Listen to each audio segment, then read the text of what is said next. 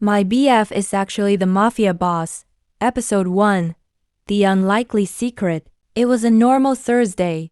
At least that's what I thought.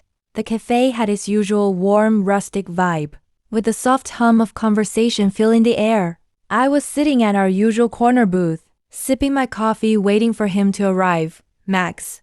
Max was always a little late. He had this thing about being fashionably late that I never quite understood. But I didn't mind it. He was my boyfriend, after all, and I loved him more than anything.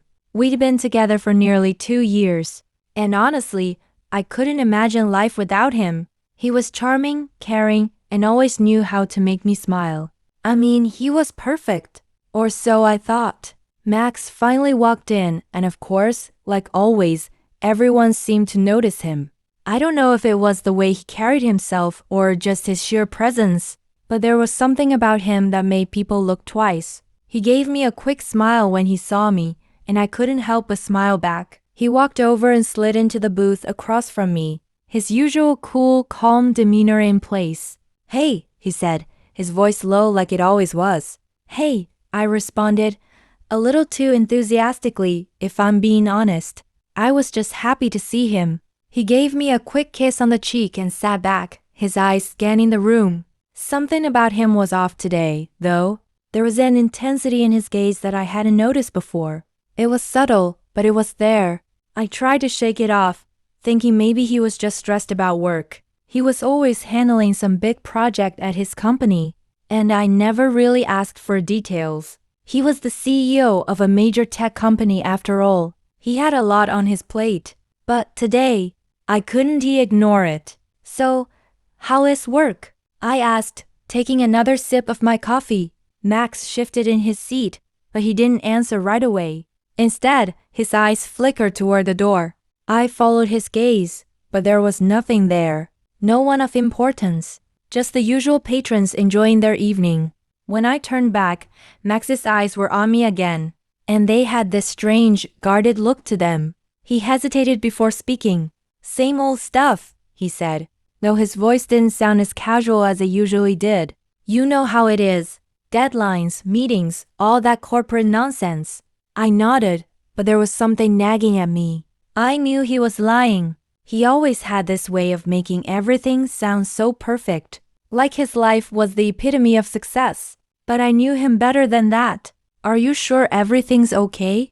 I asked, a little more serious now. I couldn't shake the feeling that something was off. Max's expression darkened, and for a split second, I could see a flash of something in his eyes. Something dangerous. "I'm fine," he said, but there was an edge to his voice that made me pause. We sat in silence for a moment. The clink of coffee cups and soft chatter from the surrounding tables filled the void. My mind was racing. I couldn't shake the feeling that something big was about to happen. Something that would change everything. And then, the door to the cafe opened, and a man stepped inside. He was tall, well-dressed, and walked with the kind of confidence that made heads turn. But it wasn't just his looks that caught my attention. It was the way Max's entire demeanor shifted when he saw him. His body went rigid, his eyes narrowing slightly, as if he was waiting for something.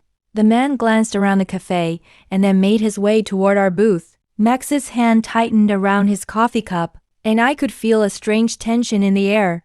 I looked at Max, but he wasn't looking at me anymore. He was focused on the man, his jaw clenched, his eyes cold. The man stopped by our table, and I felt a chill run down my spine. "Boss," the man said, his tone respectful but filled with something darker, something more dangerous. I blinked, completely thrown off by the words. "Boss?" What was he talking about? Max didn't respond immediately. He just gave a slow nod, acknowledging the man without so much as a smile. Then, the man left as quietly as he came, but the tension didn't leave the air. I was left staring at Max, trying to process what had just happened. My heart was pounding. "Max, what was that about?" I asked, my voice shaky now. Max didn't meet my eyes. He stared at his coffee, then slowly pushed it aside. "Is nothing, all right?" he said, but his tone was flat. "Just some business stuff. Nothing you need to worry about." But it was too late. The damage was done. Something in me shifted, I knew it. That man had called him boss. The way Max reacted, it was like he was part of something much bigger than I could imagine. To be continued.